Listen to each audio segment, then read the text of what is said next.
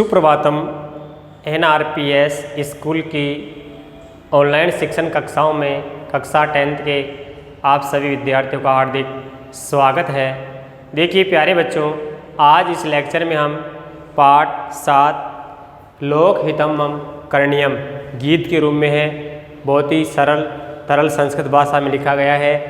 इसके पद्यों का आपको हिंदी भावार्थ समझाया जाएगा, तो आप सभी को ध्यान से समझना है कि इस पद्य का किस तरह से पदच्छेद अन्वय करते हुए हम गीत को यहाँ हल कर रहे, भावार्थ को हल कर रहे हैं। समझ गए?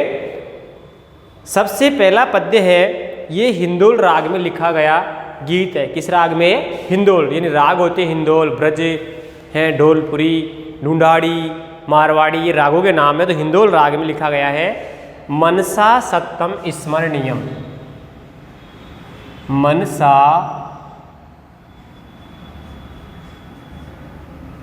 सततम स्मरणीयम,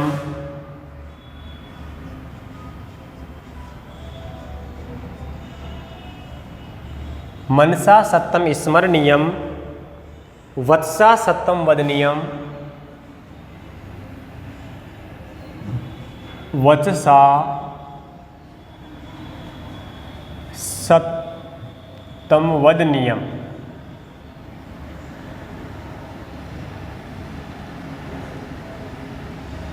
ठीक है? वत्सा सत्तम वदनीयम लोकहितम करणीयम, लोकहितम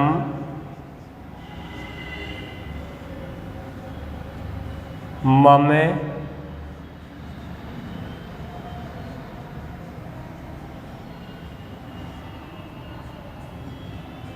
करणीयम, संसार के हित में मुझे कार्य करना चाहिए। अब देखो, सबसे पहले कोई पद्य होता है उसका संधिच्छेद करते हैं।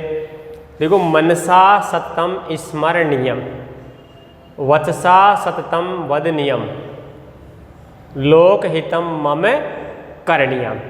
यानी यहाँ जो कवि है वर्णन करते हुए कह रहा है, सभी पद अलग अलग, मनसा सत्तम स्मरणीयम, वत्सा सत्तम वदनीयम, लोकहितम मम करणीयम, प्रत्यय का प्रयोग है, इसमें सभी में अनियर। देखो, स्मरणीय में भी अनियर प्रत्यय, स्मरण अनियर, सत्तम में, वदनीयम में वद प्लस अनियर, स्मृह प्लस अनियर, वद प्लस अनियर। ठीक है? क्री प्लस अनियर, क्री धातु है और अनियर प्रत्यय। अन्वय है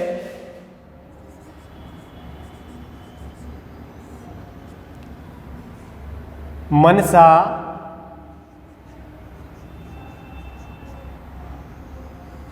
सततम स्मरणीयम,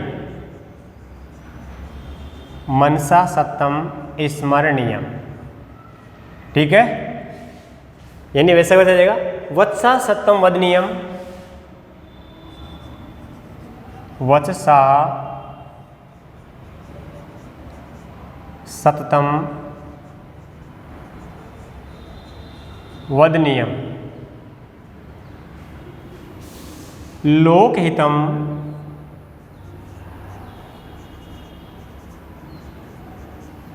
लोकहितम मम करणीयम। ठीक है? इस तरह कि मनसा सत्तम स्मरणीयम, वचसा सत्तम वदनीयम, लोकहितम मम करणीयम। कवि कह रहा है कि मनसा, मन से, मन के द्वारा, सत्तम यानी निरंतर, सततम ये यहाँ है अनुस्वार, मन से निरंतर स्मरणीयम, स्मरण करना चाहिए। कोई भी अगर स्मरण करे तो मन से हमें, शुद्ध मन से हमें निरंतर स्मरण करना चाहिए। तो मन से लगातार निरंतर स्मरण करते रहना चाहिए। वचसा सततम वदनीयम, वाणी से भी निरंतर हमेशा बोलते रहना चाहिए। वाणी से भी जो हमें बोलना चाहिए, शुद्ध और स्पष्ट और सही वाक्य ही बोलते रहना चाहिए, वाणी से हमेशा निरंतर बोलते रहना चाहिए। लोकहितम मम करणीयम, मुझे संसार के हित में ही कार्य करना चाहिए। मुझे लोकहितम, संसार के कल्याण के लिए अर्थात संसार के हित में ही करणीयम, कार्य करना चाहिए। समझ में आया? दोबारा समझ लो। मनसा सततम स्मरणीयम, वचसा सततम वदनीयम, लोकहितम मम करणीयम। वाणी से अतः मन से निरंतर स्मरण करना चाहिए। वत्सा सत्यम वदनीयम, वाणी से हमेशा निरंतर शुद्ध और स्पष्ट ही बोलना चाहिए। लोकहितम मम करणीयम, संसार के हित में मुझे कार्य करना चाहिए, संसार के कल्याण के लिए ही मुझे कार्य करना चाहिए। समझ गए? इसके बाद सेकंड पद्य आता है, न भोग भवने। पद्य सेकंड, न भोग भवने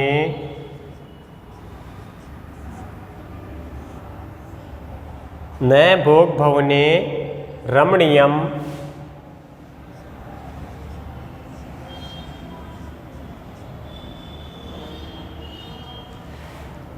न भोग भवने रमणीयम, न च सुख सैने,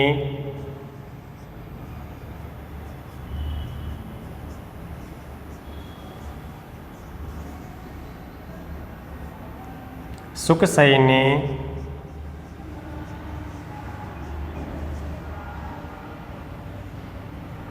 सैनियम,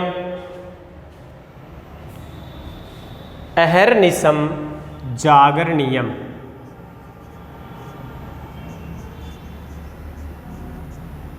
अहर्निशम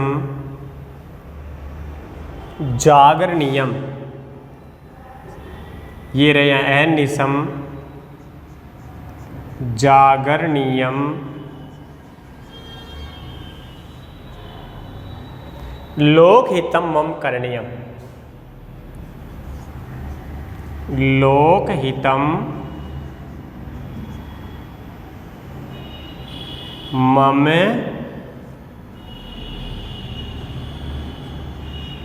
करणीयम। ठीक है, ये सेकंड पद्य है। इस गीत के माध्यम देखो कवि क्या कह रहा है कि न भोग भवने रमणीयम, न च सुख सैने सैनियम, अहर्निशम जागरणीयम, लोकहितम मम करणीयम। यानी इसमें जीवन रूपी पथ पर हमेशा आगे बढ़ते रहने की प्रेरणा दे रहा है, हमेशा जीवन में सचेत रहने के लिए कह रहा है। सुखपूर्वक सैया पर शयन नहीं करना चाहिए, संसार के हित में कार्य करते रहना चाहिए। तो देखो, यानी हमेशा हमें संसार के हित में ही कार्य करना चाहिए। अब अपन पदच्छेद करते हैं।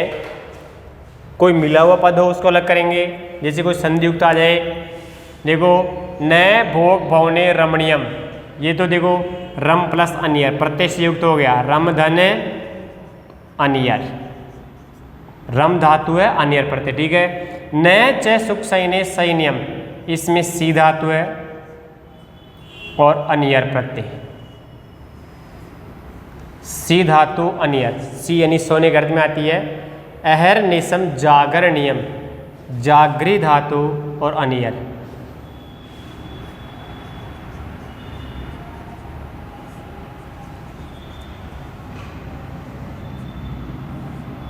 जागरी धातु अनियर प्रत्यय। करणीयम का ऊपर कर ही दिया, करी प्लस अनियर है ही। अहर्निशम, ये इसमें संधि है, अहन प्लस निशम। अहन धन निशम, अहन धन निशम, अहर निशम। ठीक है, यहाँ है में न मिला हुआ है तो अहन निशम रुत्व संधि होगी। अब है लोकहितम अलग है ही, रम प्लस अनियर से रमणीयम अनियर, सी प्लस अनियर, जागरी प्लस अनियर, अहन प्लस निशम, अहन प्लस निशम, तो अहर निशम। अन्वय है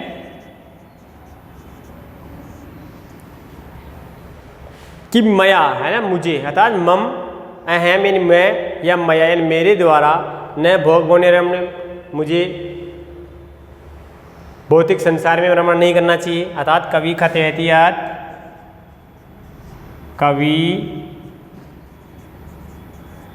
कथयति यत् कि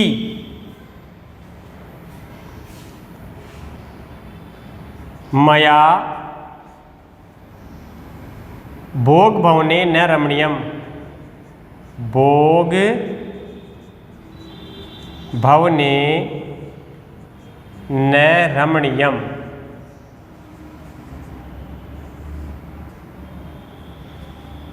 ठीक है, कि मया भोग भवने न रमणीयम न च सुख शयने शयनीयम,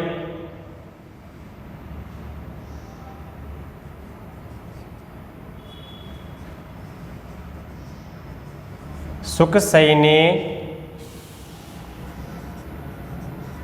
अपि च न शयनीयम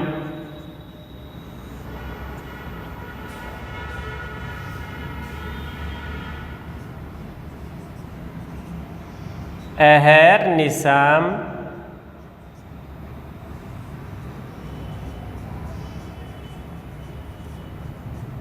जागरणीयम, अहर्निशम जागरणीयम मया लोकितम तथा मम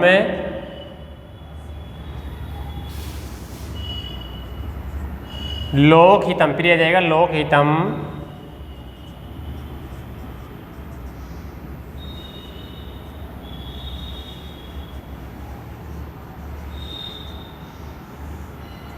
करणीयम।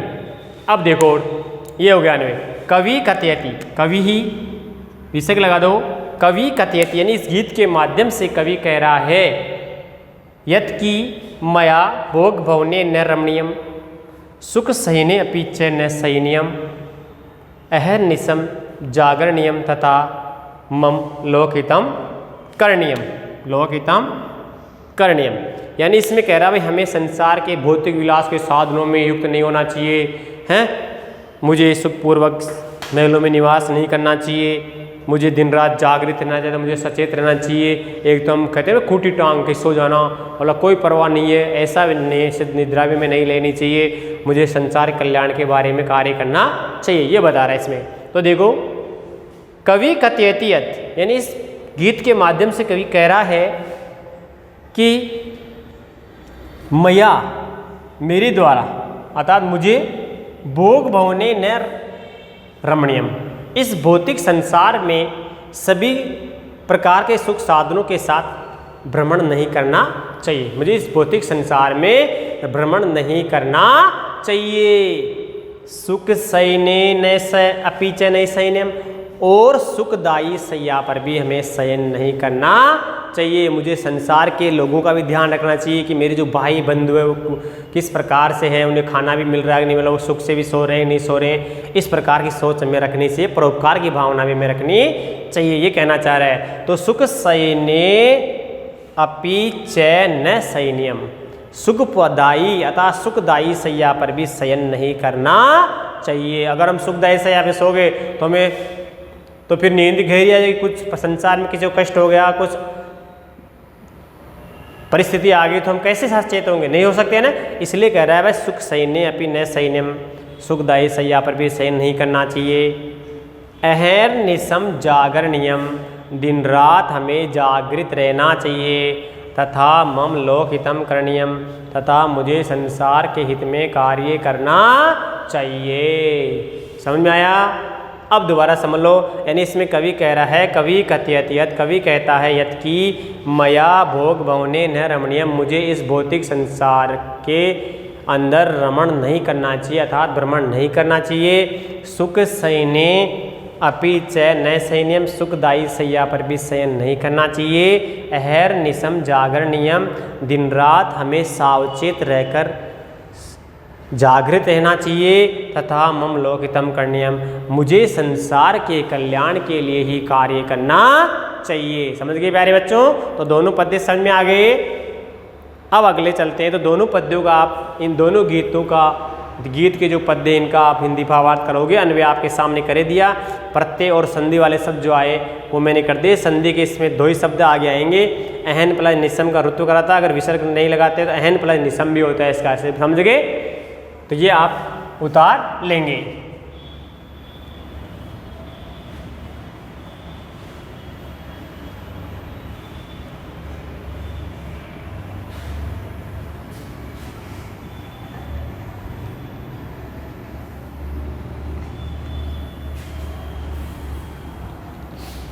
अब आता है पद्य 3।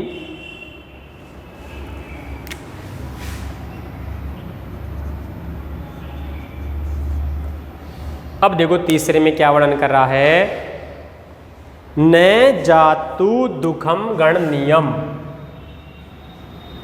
न जातु दुखम गणनीयम।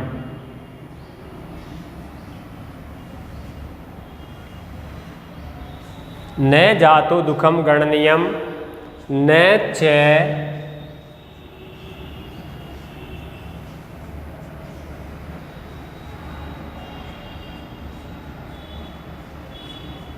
निज सौख्यम,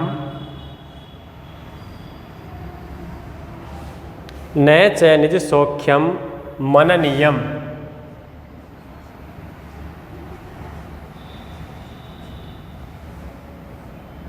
न च निसौख्यम मननीयम कार्ये क्षेत्रे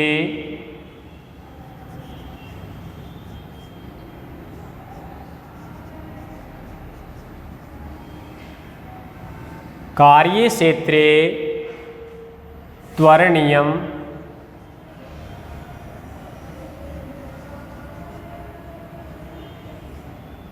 कार्ये क्षेत्रे त्वरणीयम लोकहितम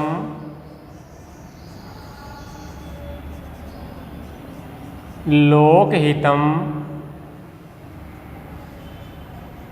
मम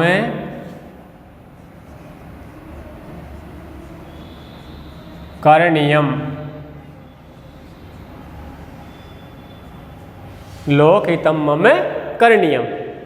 अब देखो इस पद्य के माध्यम से, इस गीत के माध्यम से कवि ये कहना चाह रहा है कि परोपकारी पुरुष को अपने जीवन में दुख की गणना भी नहीं करनी चाहिए कि मुझे इतना दुख आ रहा है, मुझे ये आ रहा है। हमें दूसरे के दुख की भी गणना करनी चाहिए और अपने सुख का भी मनन नहीं करना चाहिए कि मैं इतना सुख भोग रहा हूँ, ये भी गणना नहीं करनी चाहिए। अर्थात अपने दुख और सुख की कभी गणना नहीं करनी चाहिए। कोई भी अपना कार्य क्षेत्र हो, कर्म क्षेत्र हो, उसमें शीघ्रता से उसे पूरा करना चाहिए, अर्थात उसमें आलस्य नहीं करना चाहिए, अर्थात संसार के हित में कार्य करना चाहिए। समझ गए। अब अपन पदच्छेद करते हैं। देखो गण नियम, इसमें देखो गणना धन अनियर प्रत्यय, कौन सा प्रत्यय इसमें? अनियर। मन नियम मन प्लस अनियर,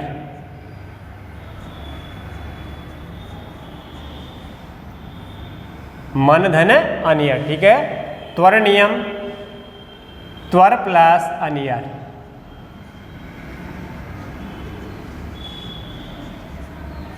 यानी इन सभी में अनियर प्रत्यय आ रहा चाहिए अर्थ में, ठीक है।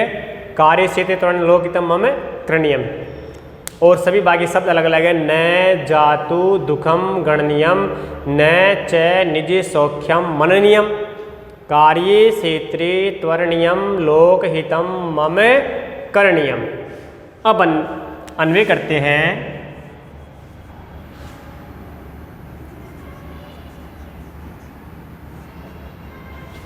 कि कवि कथयति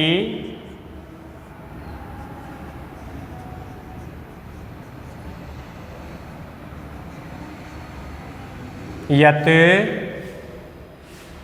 मया स्वस्य दुखम कदापि न गण्यम, मया स्वस्य दुखम न जातु गणनीयम,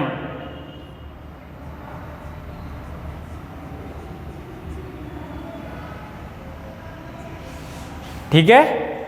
कवि कथयति यत् मया स्वस्य दुःखम न जातु गणनीयम।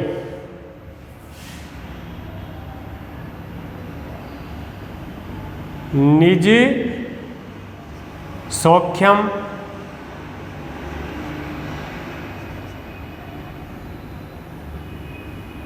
च न मननीयम।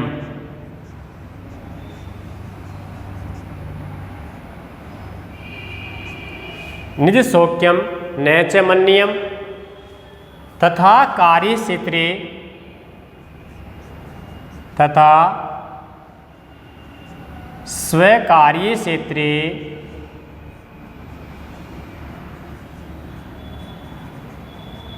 अपि त्वरणीयम।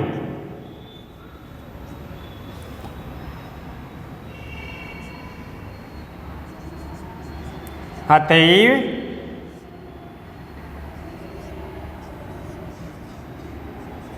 लोकहिताम मम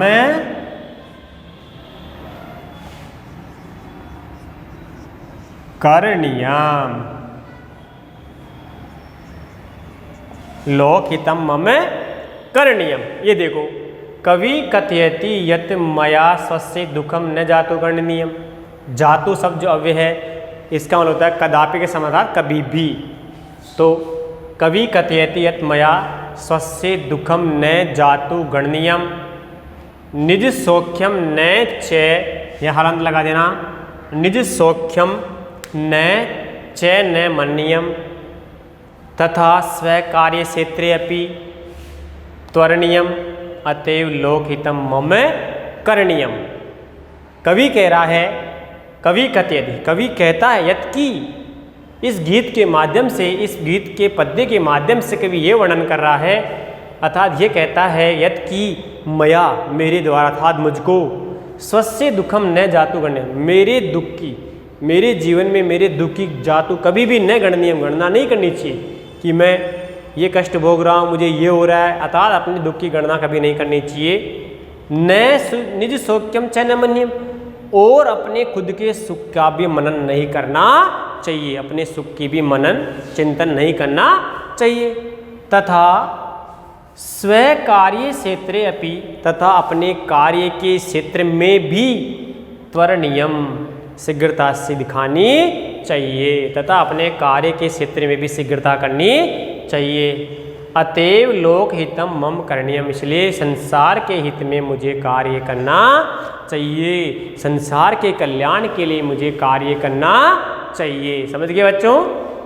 अब देखो, दोबारा देख लीजिए, दोबारा से इस पद्य के माध्यम से, इस गीत के पद्य के माध्यम से कवि ये स्पष्ट कर रहा है, अर्थात कवि ये कहता है यत् की मया, मुझे स्वस्य दुखम न जातु गण्यम, मुझे अपने दुख की गणना नहीं करनी चाहिए, मुझे अपने दुख को कभी नहीं गिनना चाहिए। निज सौख्यम च न मन्नियम, और मुझे अपना स्वयं का सुख का भी मनन नहीं करना चाहिए। तथा स्वकार्य क्षेत्रे, तथा अपने कार्य के क्षेत्र में अपि यानी भी त्वरणीयम, शीघ्रता करनी चाहिए। जो भी मुझे कार्य क्षेत्र, मेरा कर्म क्षेत्र है, उस कर्म क्षेत्र में मेरा जो कार्य होता है उसे शीघ्रता से पूरा करना चाहिए। अतएव लोकहितम मम करणीयम, इसलिए संसार के हित में मुझे कार्य करना चाहिए। समझ गए? तो ये 3 पद्य सभी के समझ में आ गए? कोई दिक्कत, किसी को कोई प्रॉब्लम थोड़ी है? तो अब अपना होमवर्क नोट करेंगे सभी विद्यार्थी। देखो, इन तीनों पद्यों का हिंदी भावार्थ अन्वय आपको लिखाई दिया, पूरा पद्य लिखने की जरूरत नहीं है, पहला और अंतिम शब्द आप डॉट करोगे और होमवर्क पूरा कर दोगे। तो सभी विद्यार्थी अपनी नोटबुक में गृह कार्य नोट करेंगे। पाठ 7 के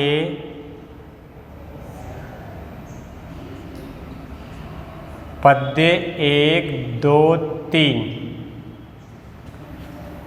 का सप्रसंग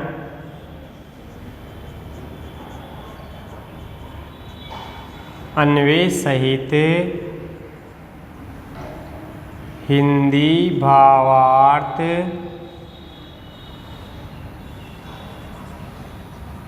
हल करो व याद करो। यानी इसको आपको याद भी करना है, हर एक गीत के पद्य याद होने चाहिए जिसमें प्रश्न बनेंगे। व्याकरण के जो मैंने आए थे वो स्पष्ट करा दिए, जैसे गण अन्यर प्रत्यय आ रहे सभी में अन्यर अन्यर, क्योंकि सारा गीत जो है प्रेरणार्थक है, योग्यता के अर्थ में है कि हमें कार्य करना चाहिए, करवा रहा है, चाहिए के अर्थ में हो रहा है। तो अन्यर प्रत्यय का सभी में क्रियाओं में प्रयोग हो रहा है।